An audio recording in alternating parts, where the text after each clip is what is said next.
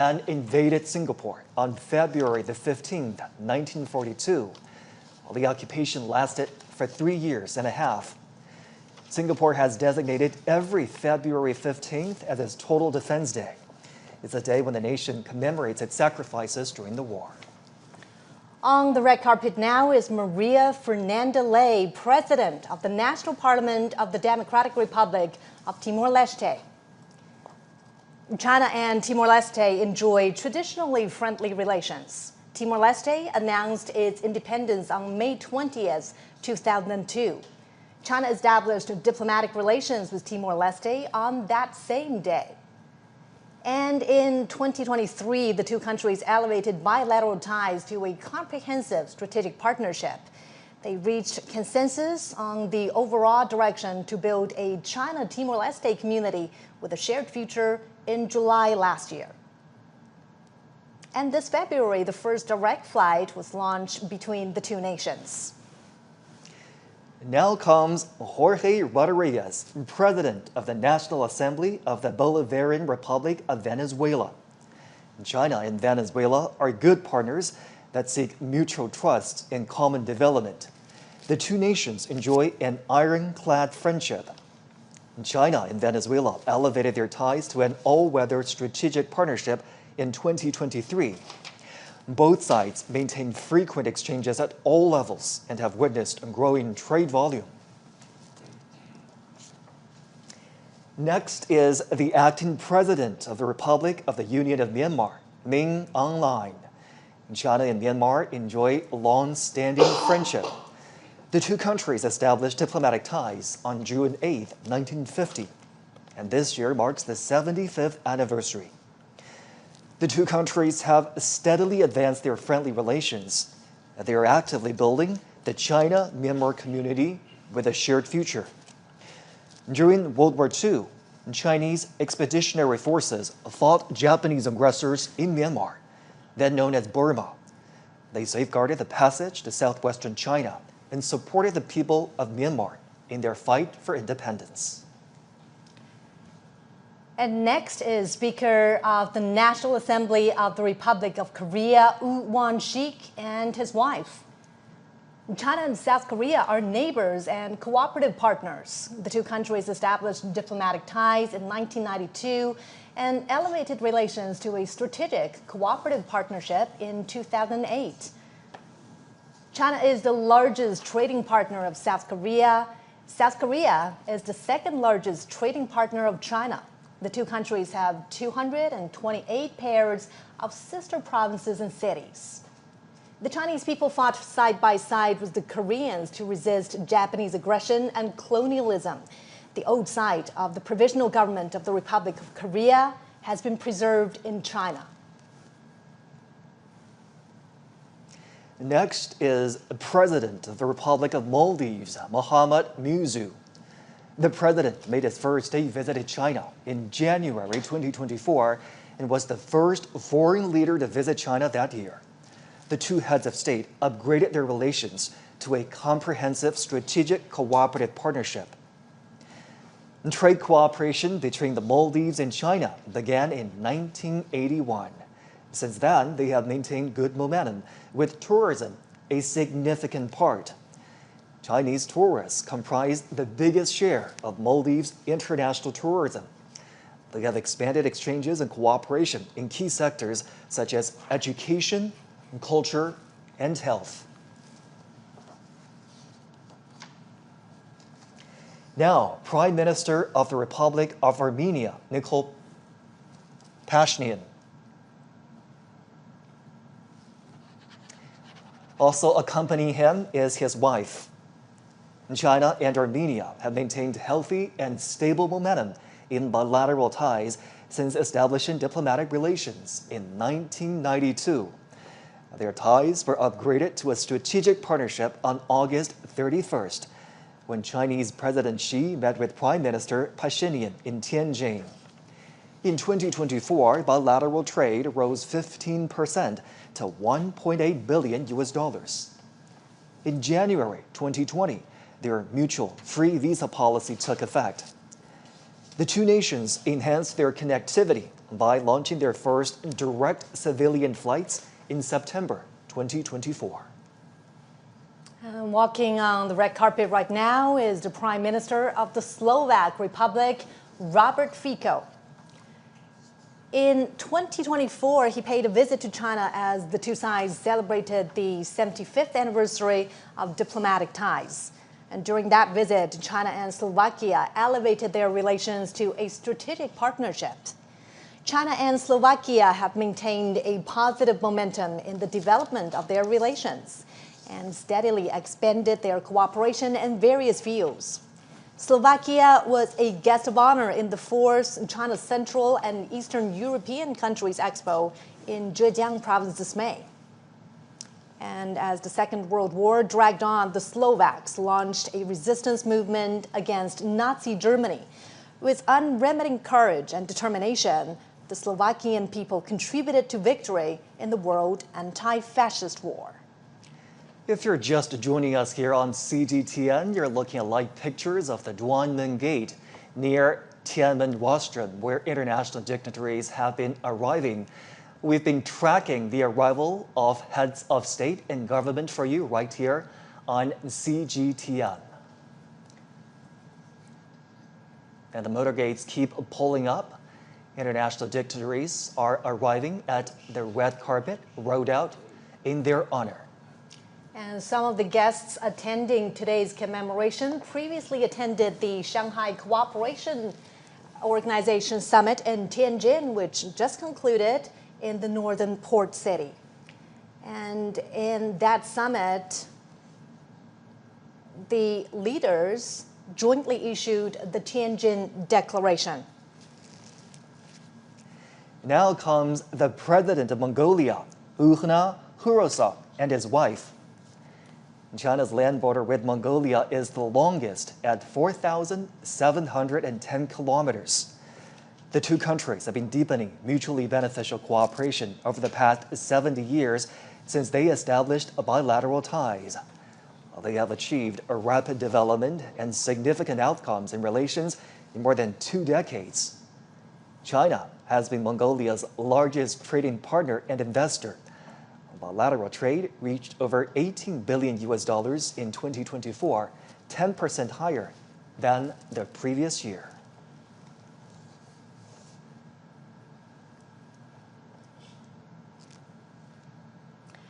And this is the president of Turkmenistan, Serdar Berdimuhamedov. In 2023, China and Turkmenistan established a comprehensive strategic partnership and announced that they will build a community with a shared future at a bilateral level. Trade volume has reached nearly $5 billion in the first half of this year. China and Turkmenistan have jointly built 3 gas pipelines connecting China and Central Asia. Cultural exchanges between these two countries are frequent. The Chinese language is taught in elementary and middle schools in Turkmenistan.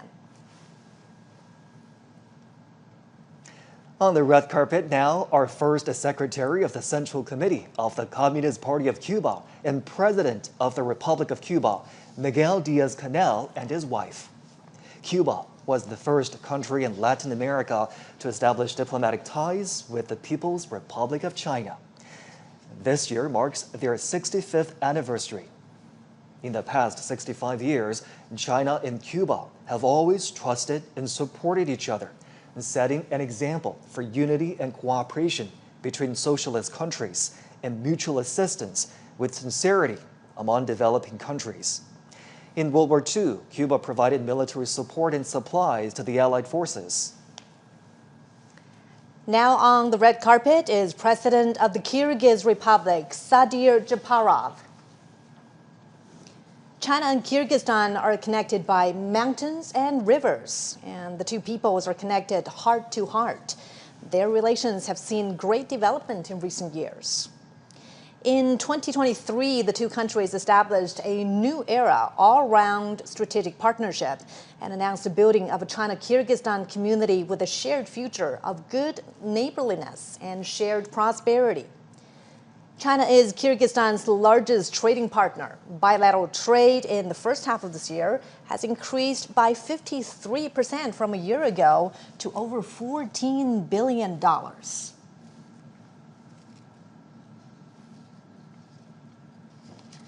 You're watching live pictures now from the Tiananmen Gate, where international guests are arriving for a welcome ceremony here.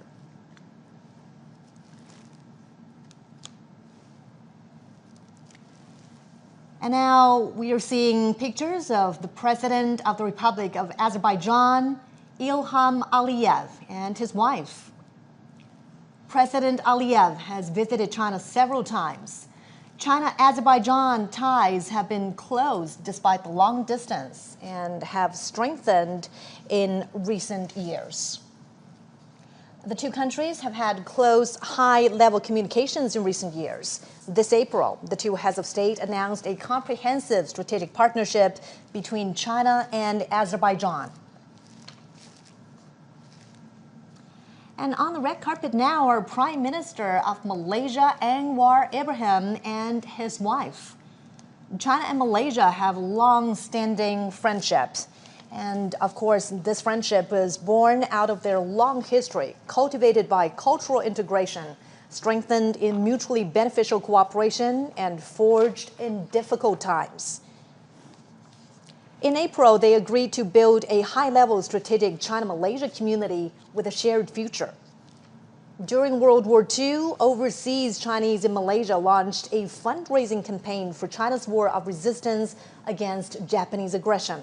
Over 1,000 Nanyang volunteer mechanics and drivers sacrificed their lives while transporting military supplies on the Yunnan-Burma highway to the front lines in China.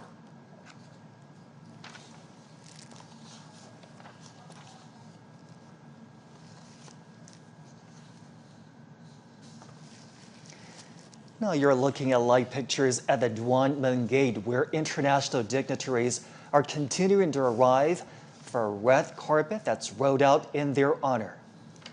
The Tiananmen Gate is just north of the Tiananmen rostrum.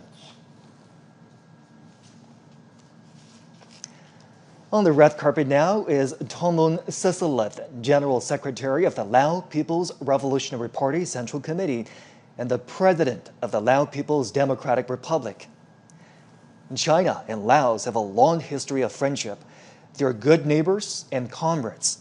They have deepened exchanges and cooperation in fields such as politics, economy, military, and culture and health. They also coordinate and cooperate closely in regional and international affairs. Bilateral trade cooperation has expanded in recent years. China is Laos's biggest investor, second exporter, and second largest trading partner.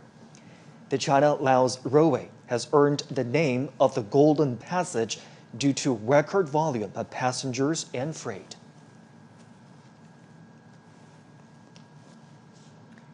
We're watching live pictures from the heart of Beijing, from inside the Forbidden City, the Tiananmen Gate, where the red carpet is rolled out for international dignitaries attending the commemoration to mark the 80th anniversary of China's victory in the Chinese People's War of Resistance against Japanese aggression, as well as the World Anti-Fascist War.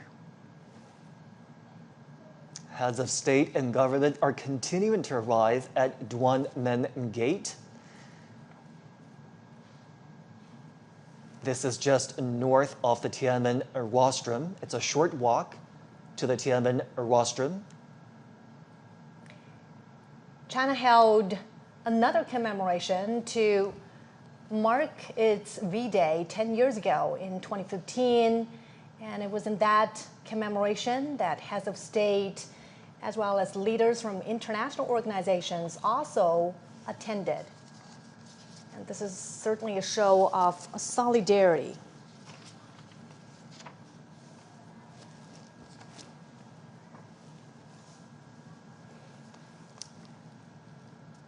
And we're moments away now from the commemoration. It's going to begin in less than an hour. And now the next guest has arrived. The President of the Republic of Serbia, Aleksandar Vučić, and his wife. President Vučić has always promoted China-Serbia cooperation and exchanges. The two nations are advancing the high-quality development of a China-Serbia community with a shared future. They are ironclad friends who help each other in hard times. 80 years ago, people from the two nations significantly contributed to the victory of the anti-fascist war in the battlefields of Asia and Europe.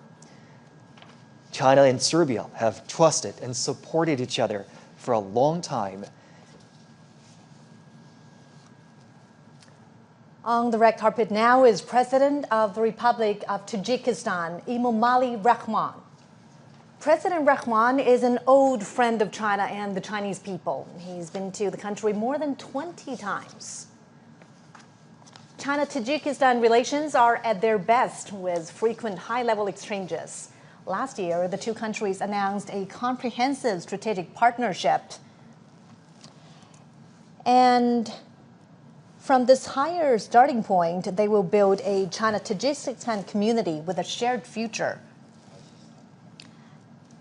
Prime Minister of the Islamic Republic of Pakistan, Shehbaz Sharif. Pakistan was one of the first countries to recognize the People's Republic of China.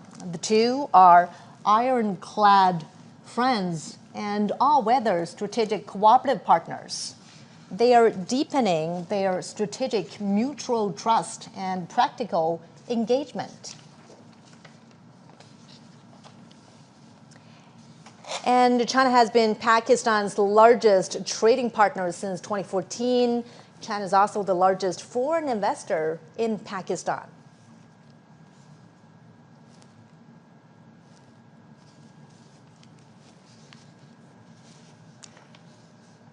Next, the President of the Republic of Belarus, Alexander Lukashenko. This is Lukashenko's 16th visit to China. China and Belarus have treated each other with sincerity and trust. As all-weather, comprehensive strategic partners, the two have maintained close, high-level exchanges and achieved milestones in their expanded bilateral cooperation. On May the 9th, the Chinese PLA Guard of Honor attended the military parade in the Belarusian capital of Minsk to commemorate the victory of the former Soviet Union's Great Patriotic War. President of the Republic of Zimbabwe, Emmerson Mnangagwa. In 2024, President Mnangagwa made a state visit to China and attended the China-Africa Cooperation Forum Summit in Beijing. He did his military training in China in the 1960s and had a deep bond with the Chinese People's Liberation Army. The two countries and the two parties share similar thoughts. Now, President of the Islamic Republic of Iran, Masoud Pezeshkian, and his daughter, Zahra Pezeshkian. China and Iran have a long-standing friendship.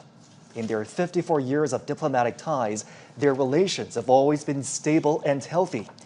In 2016, Chinese President Xi Jinping made a state visit to Iran. The two countries established a comprehensive strategic partnership.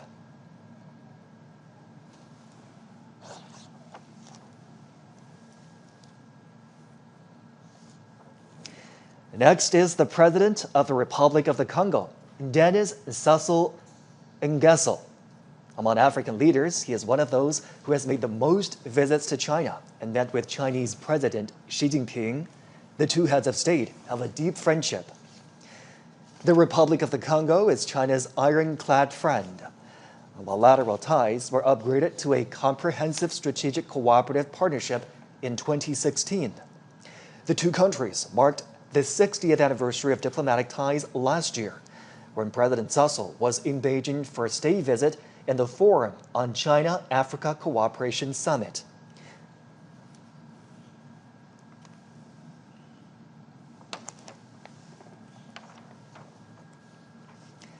Next, the King of Cambodia, Norodom Sihamoni. China and Cambodia have enjoyed long-standing friendship.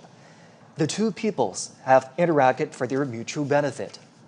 This April, they elevated bilateral relations to an all-weather China-Cambodia community with a shared future in the new era. It's the first time China has upgraded ties with a Southeast Asian country to such a level.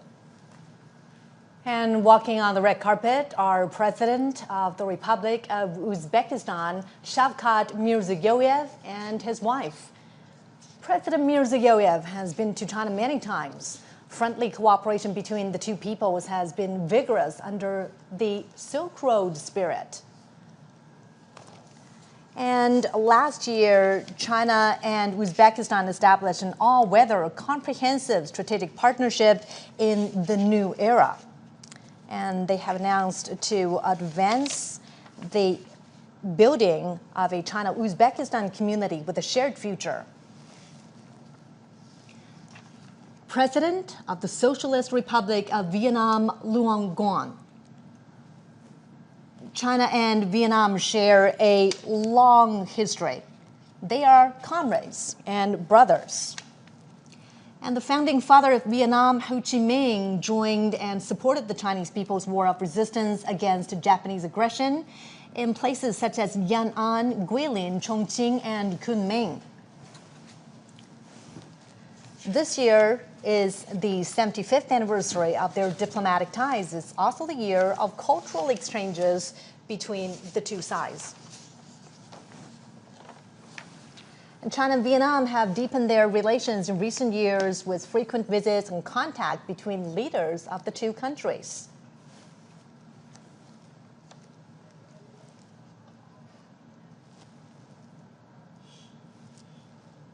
And now, Prime Minister of Nepal, KP Sharma Ali, and his wife. Connected by mountains and rivers, China and Nepal have a long history of friendly exchanges. This year is the 70th anniversary of their diplomatic ties. The two countries have seen healthy and stable development in bilateral relations and strengthened political trust. China and Nepal have also expanded cooperation in various fields and under the Belt and Road Initiative. In 2019, their relations were upgraded to a strategic partnership of cooperation featuring everlasting friendship for development and prosperity. And this partnership continues to deepen. And again, CGTN is bringing you live pictures from the heart of Beijing, the Tiananmen Gate, which is to the north of the Forbidden City.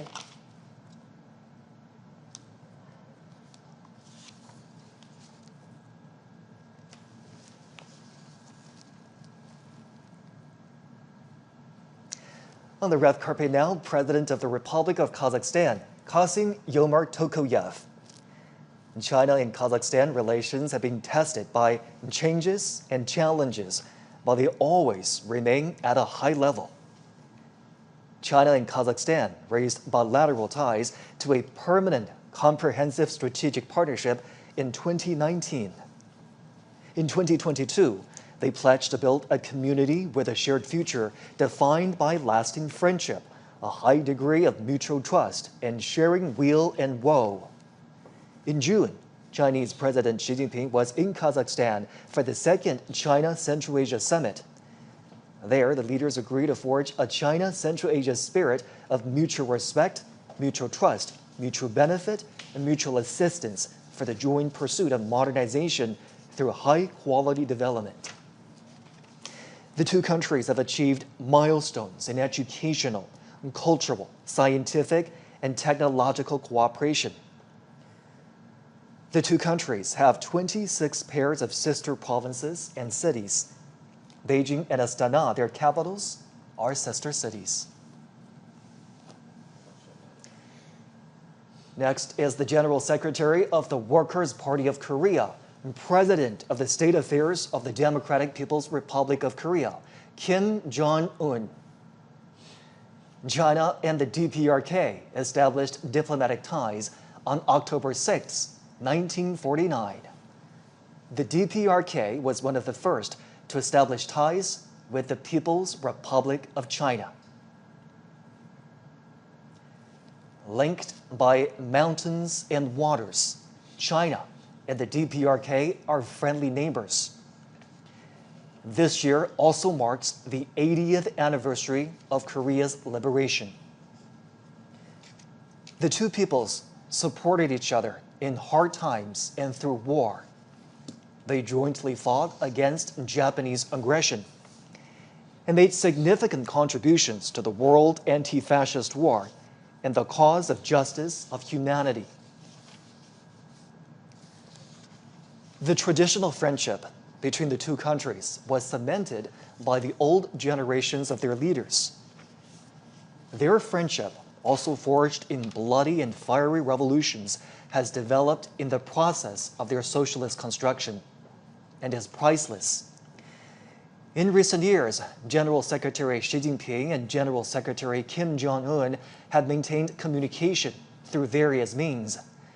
They lead and guide bilateral ties into a new historical phase.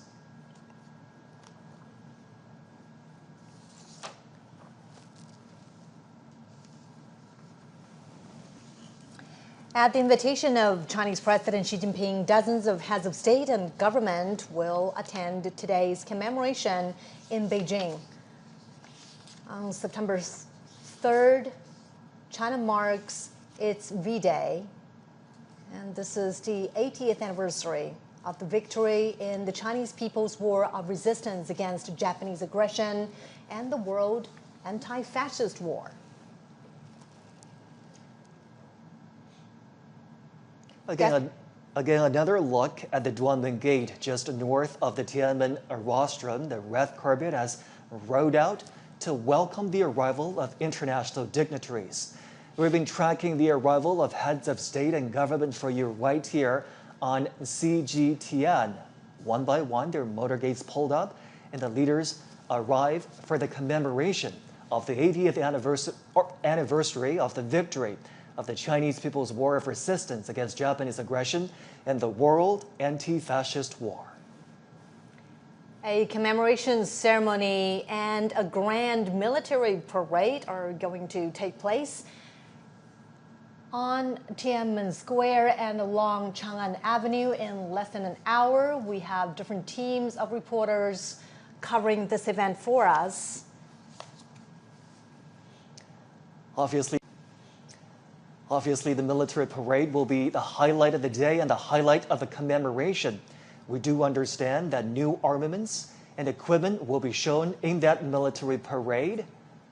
They are domestically made, and also they are all active combat gear. And at this moment, the Tiananmen Square is decorated and ready for the commemoration. Troops and armaments, as we speak, are lining up along Chang'an Avenue. They're ready for the inspection of the Commander-in-Chief.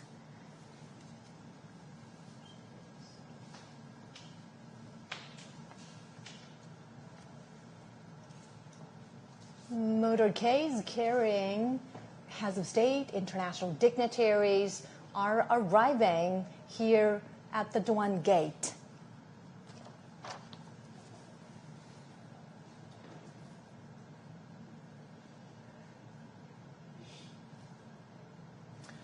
On the red carpet right now is President Prabowo Subianto of the Republic of Indonesia. He arrived early this morning, and China welcomes his arrival. He's here at the invitation of Chinese President Xi Jinping. Now, under the strategic guidance of the two heads of state, China and Indonesia have opened a new chapter of jointly building a community with a shared future. During World War II, Chinese people living in Indonesia donated money and supplies. Many of them returned to China to join the resistance and became heroes.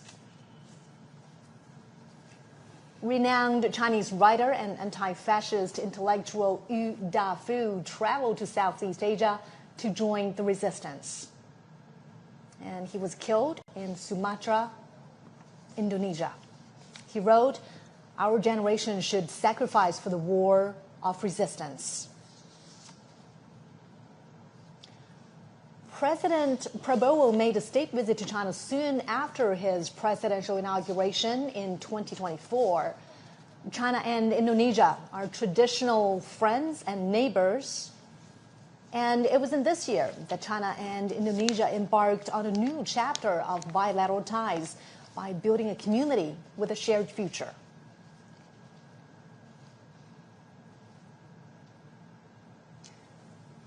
International dignitaries are continuing to arrive at Tiananmen Gate, just north of the Tiananmen rostrum in the heart of the Chinese capital. There, a red carpet has been rolled out in honor of the visiting dignitaries.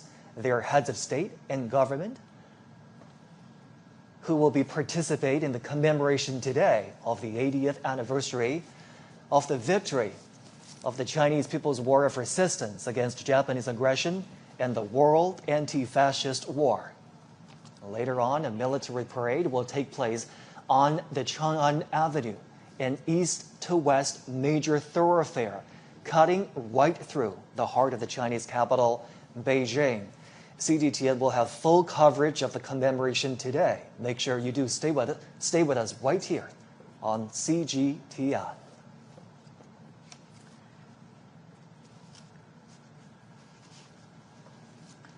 We've been tracking the arrival of international dignitaries right here on CGTN for you. They're now arriving at the Tiananmen Gate, just north of the Tiananmen rostrum. A red carpet has been rolled out for them. That's right. And the Tiananmen Gate is where this reception is taking place. Now we're seeing another limousine.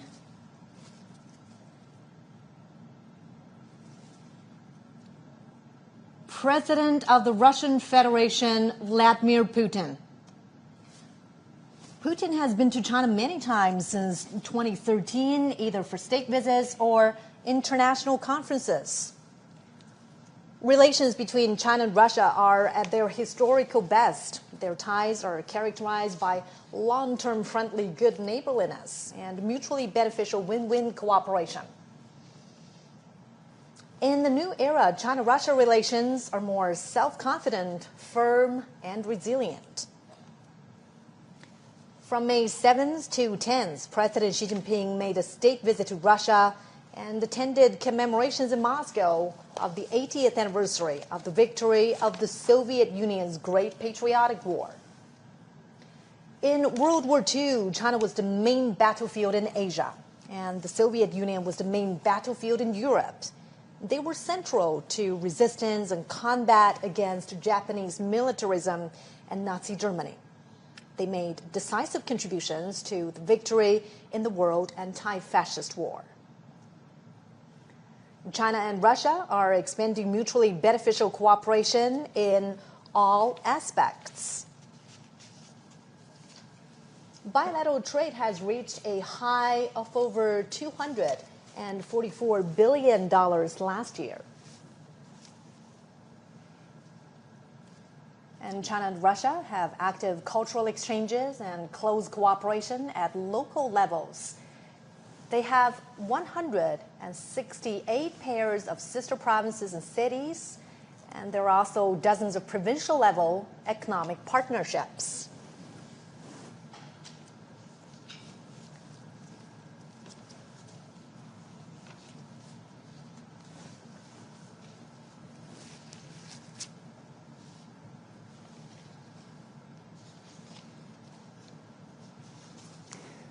Remembering history, honoring the fallen heroes, cherishing peace, and creating a better future. And this is our special program commemorating the 80th anniversary of the victory in the Chinese People's War of Resistance against Japanese aggression and the World Anti-Fascist War. International dignitaries have now arrived and are meeting the Chinese president and his wife. As we're watching right now, Chinese President Xi Jinping and Madame Peng Liyuan are welcoming international dignitaries at the south square of Tiananmen Gate. These are heads of international organizations that are walking down the red carpet to be received by the Chinese president and his wife. That's right. And a decade ago, on September 3rd, it was also here where Chinese President Xi Jinping and his wife, Madame Peng Liyuan, welcomed international guests to the commemoration of the 70th anniversary of the victory of the Chinese People's War of Resistance against Japanese aggression and the World Anti-Fascist War.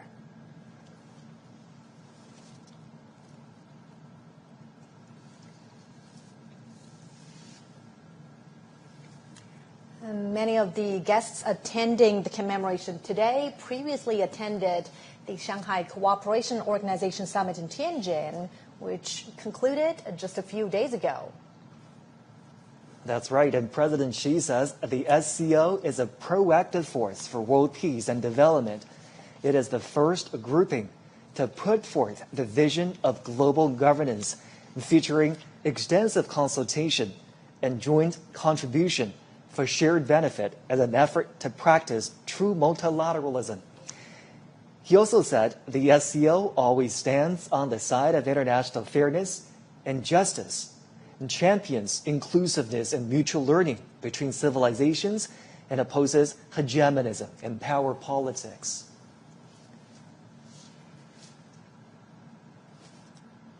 And also at that Tianjin summit, President Xi proposed the Global Governance Initiative.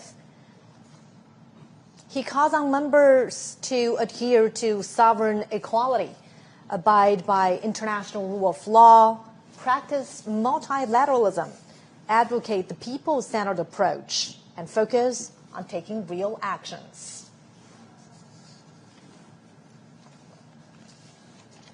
The Chinese president and his wife greeting the international dignitaries that have arrived in Beijing for the commemoration of the 80th anniversary of the victory of the Chinese People's War of Resistance against Japanese aggression and the World Anti-Fascist War.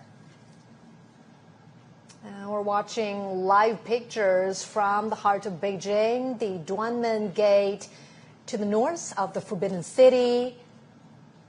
Dozens of heads of state and leaders of international organizations are arriving on the red carpet. And in about half an hour, the commemoration ceremony will begin on Tiananmen Square. As part of this commemoration, a grand military parade will also take place. Troops and armaments are standing by ready along Chang'an Avenue as we speak.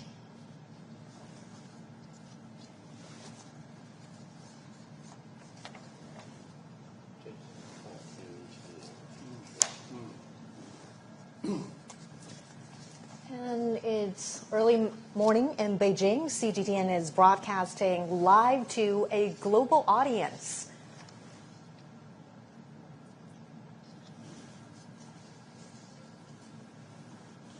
The president is saying to his guests, welcome, welcome.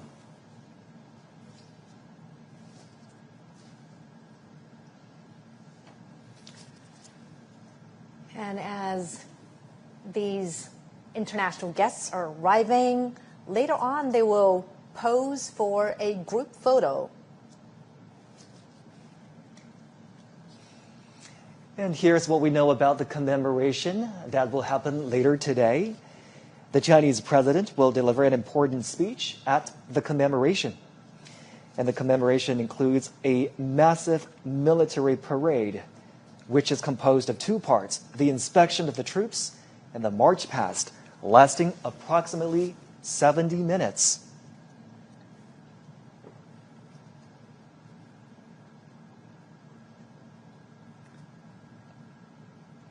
The Chinese president and his wife welcoming guests arriving for the commemoration.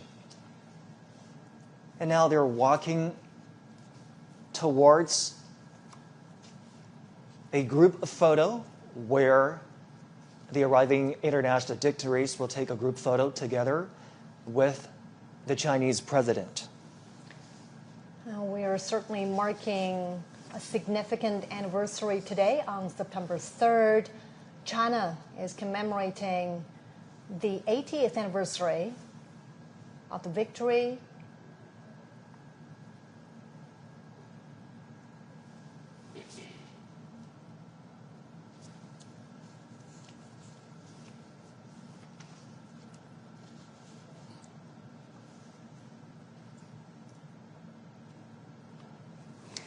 This gathering today in commemoration of the victory also heralds a new beginning for all countries to work together to create a harmonious world and safeguard global peace. Well, as you can see right there, front and center on this gate is the character Duan Men. The Chinese character Duan also conveys righteousness, which is consistent with the message of safeguarding international justice. The leaders are now walking together towards the Tiananmen rostrum. It's a short walk from the Duanmen Gate we've been telling you about, which stands just north of the Tiananmen rostrum, to the rostrum itself. And Joshi, for many foreign leaders who have visited China before, the Tiananmen rostrum, or the Forbidden City, is a familiar sight. Many of them have been here before to the Forbidden City. However, this gathering here today holds a special significance. Absolutely. The Tiananmen rostrum sits right in the heart of the Chinese capital, with viewing platforms that can overlook the Tiananmen Square. The leaders will be walking towards the rostrum. They will ascend to the viewing platform on the rostrum and view the military parade together. Now, as they walk on the red carpet to make their way to the top of the Tiananmen rostrum, a little bit of background information about the structure. It was built as a ceremonial gate to the imperial city in the Ming Dynasty. It's witnessed the ties of Chinese history in the past 6 centuries. And in 1937, Tiananmen Square witnessed the fall of Peking. In October 1945, Japanese invaders in North China officially surrendered at the square of the Hall of Supreme Harmony in the Forbidden City.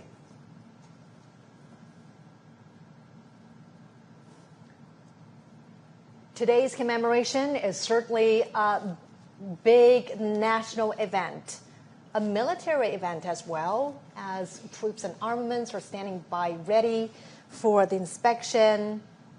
It is also a significant diplomatic event, as heads of state, leaders of international organizations are convening here to review the commemoration and the parade. The leaders are making full use of this time as they walk together to the Tiananmen rostrum, engaging in friendly chit-chat and conversations. And today, the Tiananmen rostrum, steeped in the depths of history, will again witness new glory.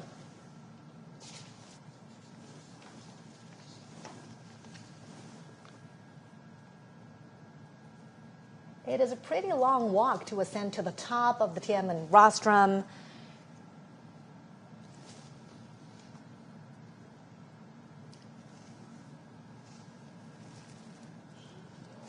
"80 decades ago, World War II ended with over 100 million casualties among soldiers and civilians worldwide. Chinese casualties were more than 35 million.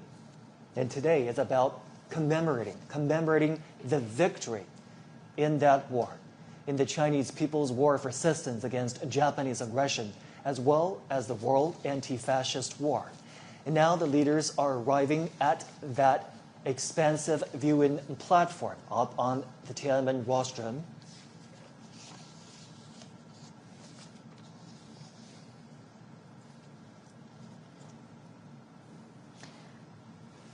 And we understand that some of the veterans of the War of Resistance were given their own viewing spots on top of the Tiananmen rostrum. Crowds are welcoming China's top leader, as well as international dignitaries. We are seeing veterans sitting there,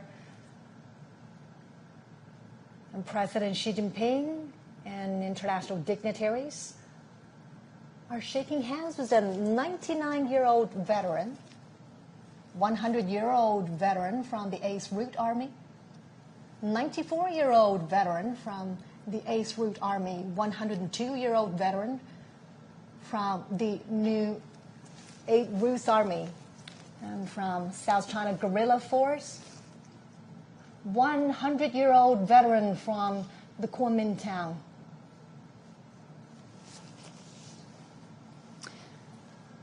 And during the fight against the Japanese aggression, the Chinese people established a national united front to safeguard their homeland.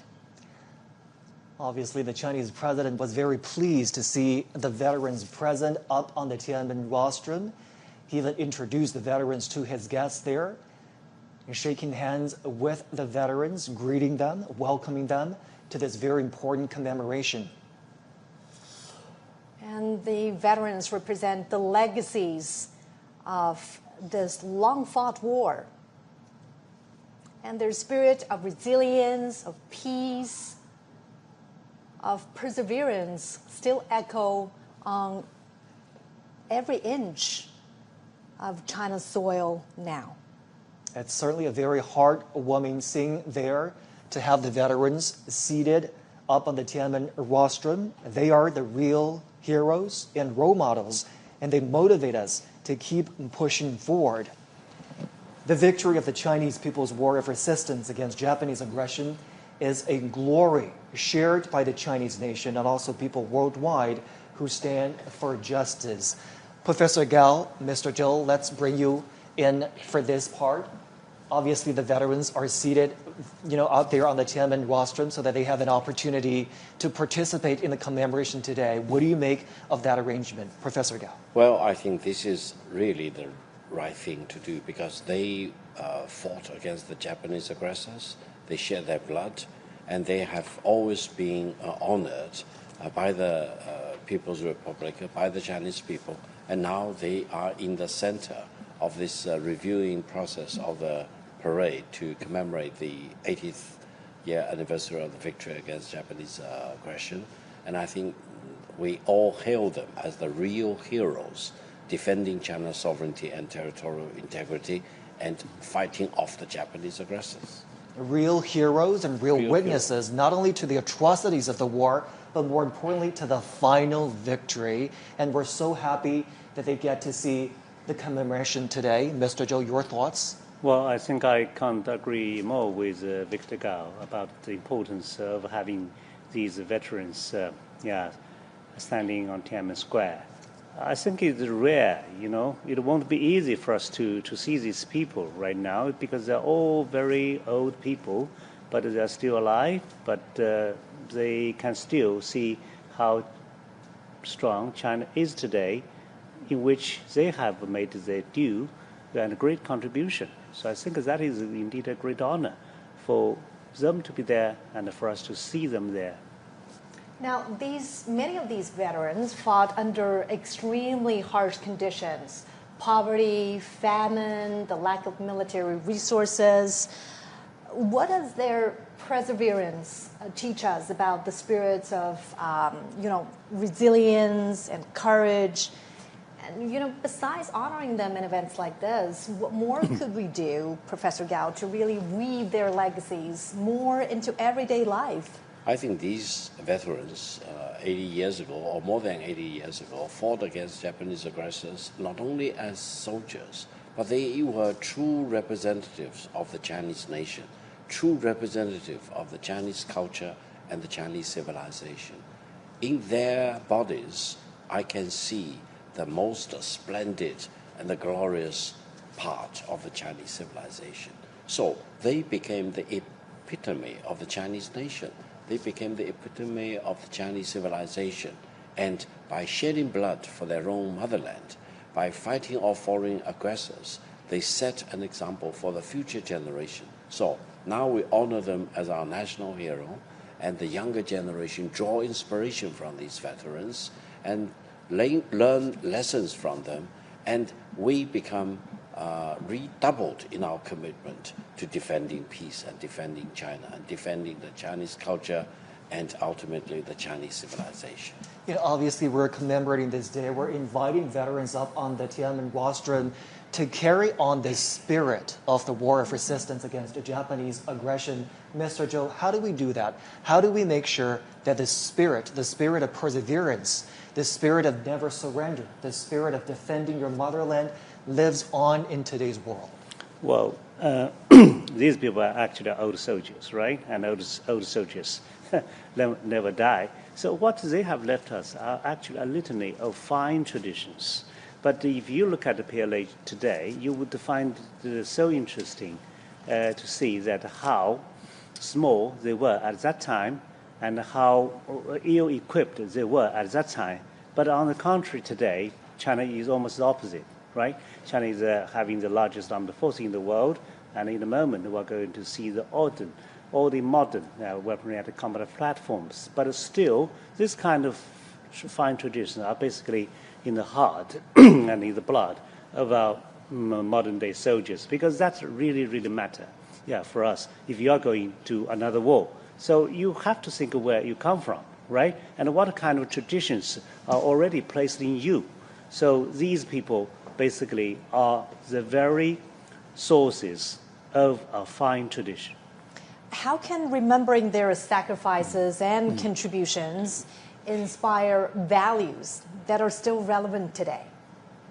Professor Gao. Well, I think they are the true Chinese nationals and our heroes. But allow me to mention, behind these veterans, I also see those who fell on the battleground, who really sacrificed their lives for the Chinese nation.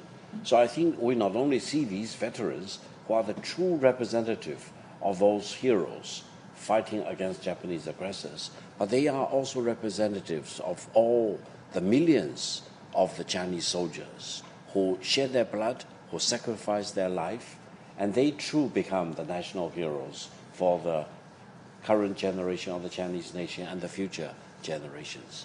And I think by honoring them, we honor ourselves, we honor our national history and our Chinese civilization, and we honor peace. That is the most important thing. You know, we talked about international solidarity towards ending the Second World War, and the international solidarity is also present today with the turnout of those international dignitaries that have arrived in Beijing. You're looking at live pictures of the Tiananmen Square that's fully decorated for the commemoration today. There are the year-marking installations that show the years 1945 and 2025.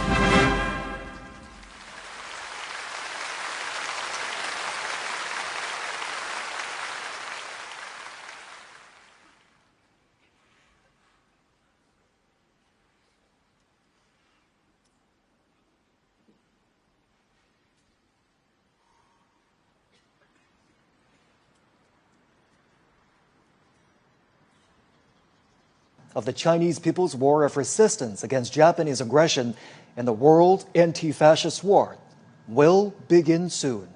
CGTN is broadcasting the commemoration live to global audiences.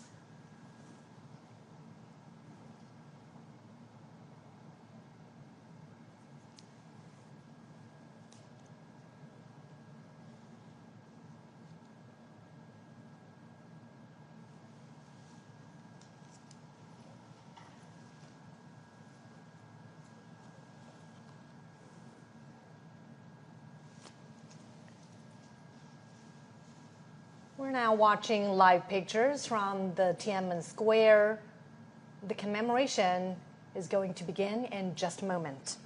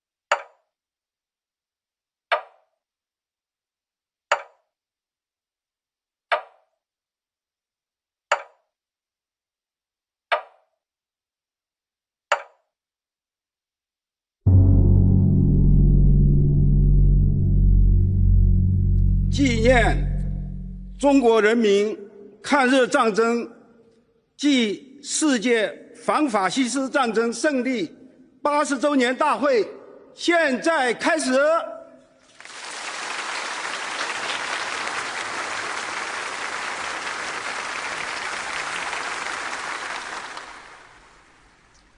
请全体肃立，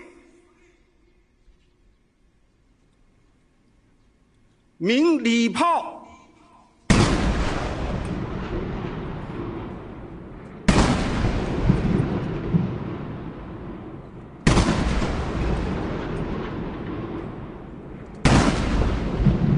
加国强调说，万成，气不成。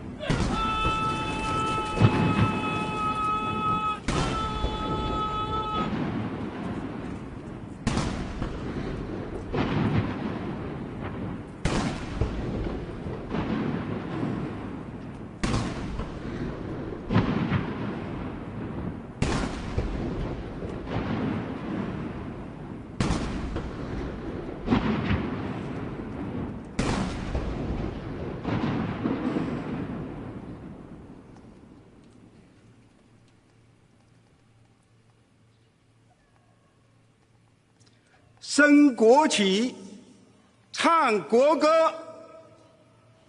敬礼！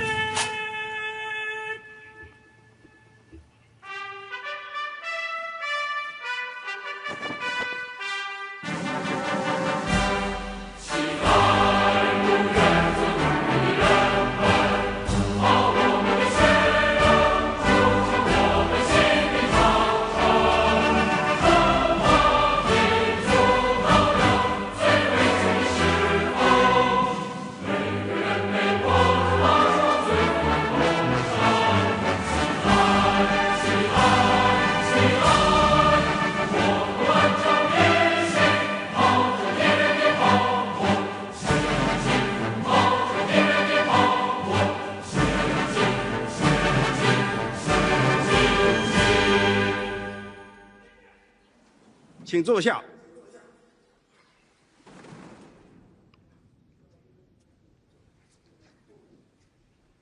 请中共中央总书记、中华人民共和国主席、中央军委主席习近平同志发表重要讲话。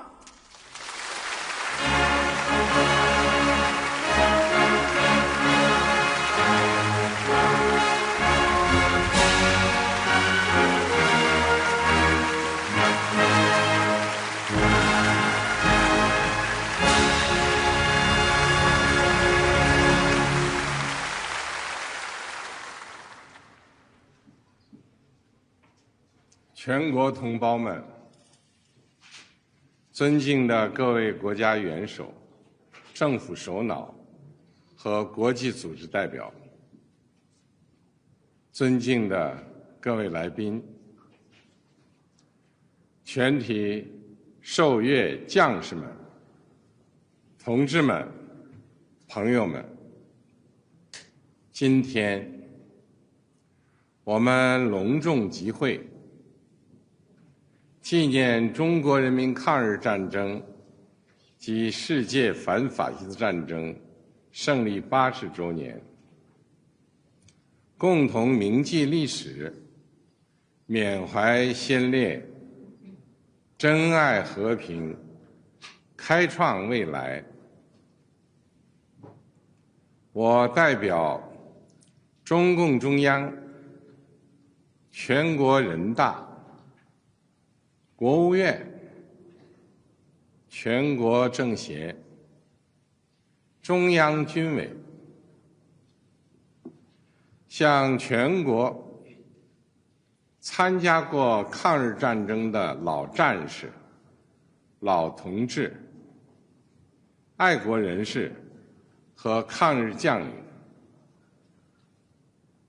向为中国人民抗日战争胜利做出重大贡献的海内外中华儿女致以崇高敬意，向支援和帮助过中国人民抵抗侵略的外国政府和国际友人表示衷心感谢，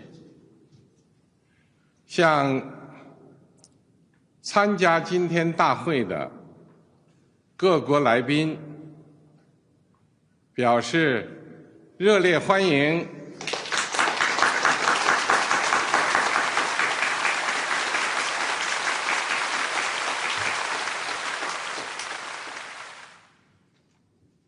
同志们、朋友们，中国人民抗日战争是艰苦卓绝的伟大战争。在中国共产党倡导建立的抗日民族统一战线体制下，中国人民以铮铮铁骨战强敌，以血肉之躯筑长城，取得近代以来反抗外敌入侵的第一次完全胜利。中国人民抗日战争是世界反法西斯战争的重要组成部分。中国人民以巨大的民族牺牲，为拯救人类文明、保卫世界和平，做出了重大贡献。历史警示我们，人类命运休戚与共，各个国家、各个民族只有平等相待、和睦相处、守望相助，才能维护共同安全，消弭战争根源，不让历史悲剧重演。同志们、朋友们，中华民族是不畏强暴、自立自强的伟大民族。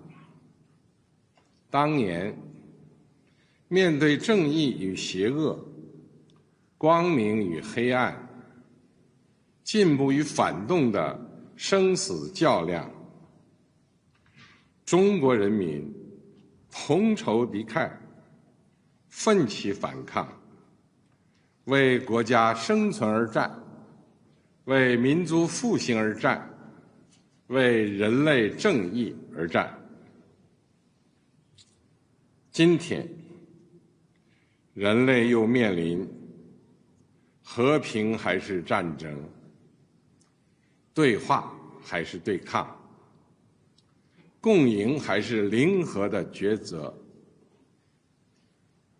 中国人民坚定站在历史正确一边，站在人类文明进步一边，坚持走和平发展道路，与各国人民携手构建人类命运共同体。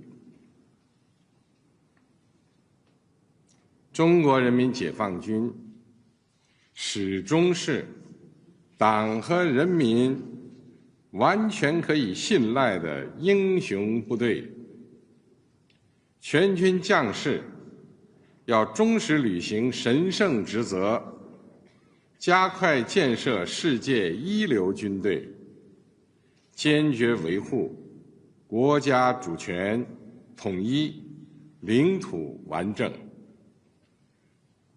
为实现中华民族伟大复兴提供战略支撑，为世界和平与发展做出更大贡献。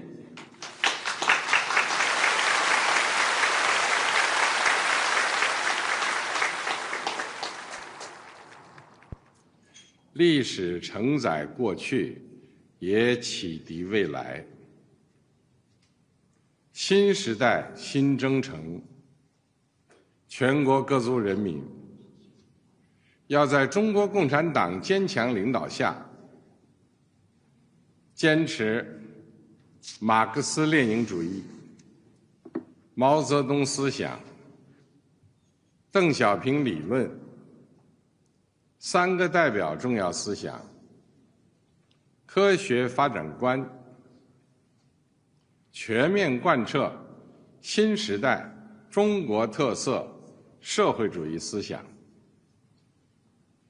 坚定不移走中国特色社会主义道路，传承和弘扬伟大抗战精神，踔厉奋发，勇毅前行，为中国式现代化全面推进强国建设、民族复兴伟业而团结奋斗。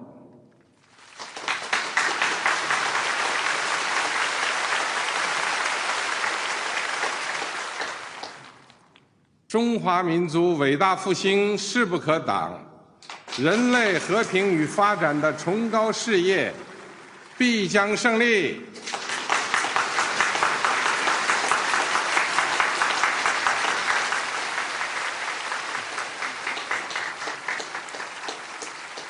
阅兵开始。标兵就位。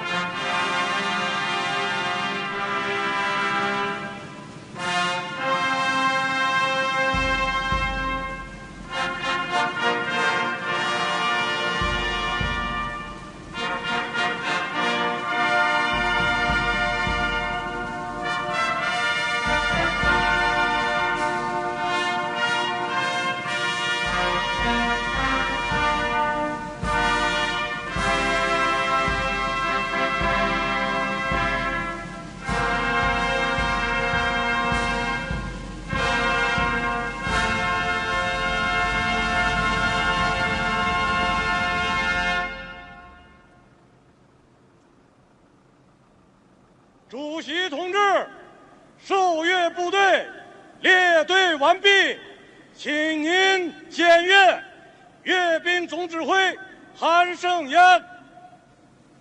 开始。是。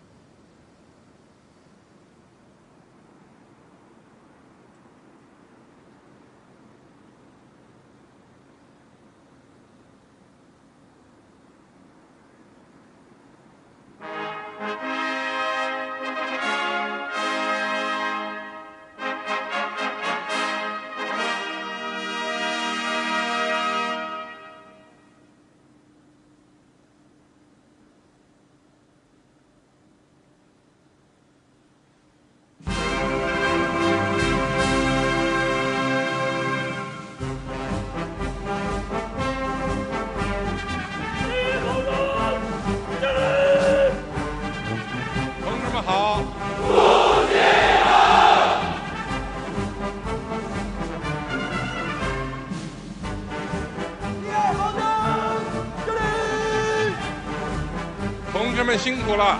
为人民服务！第三方针，敬礼！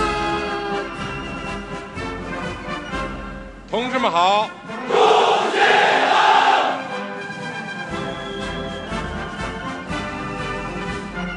第四方针，敬礼！同志们辛苦了！为人民服务！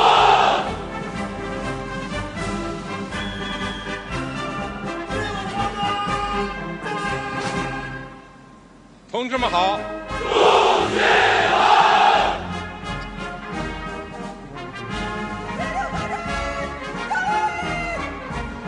同志们辛苦了！为人民服务！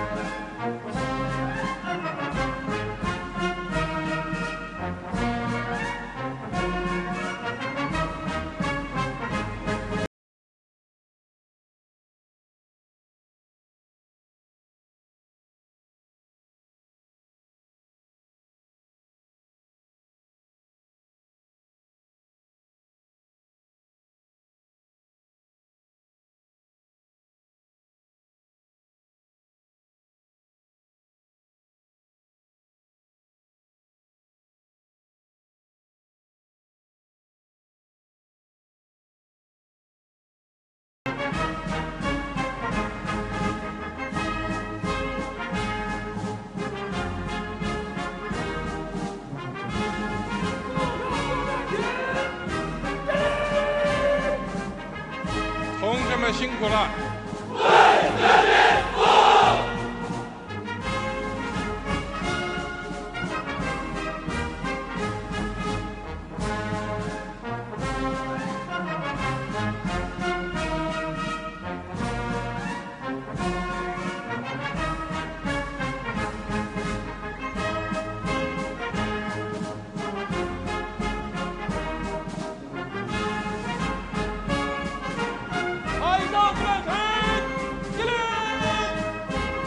同志们好！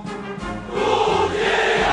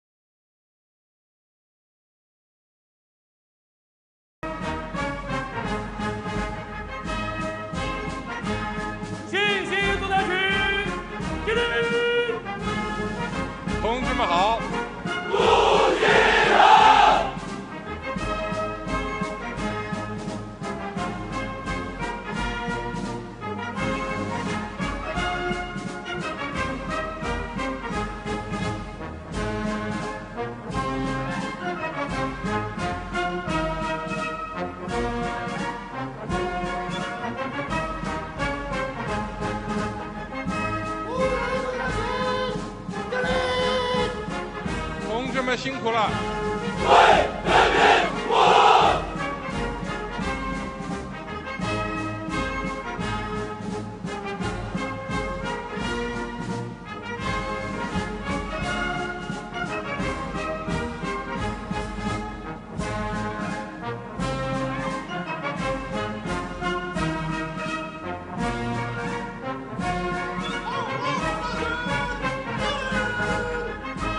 同志们好。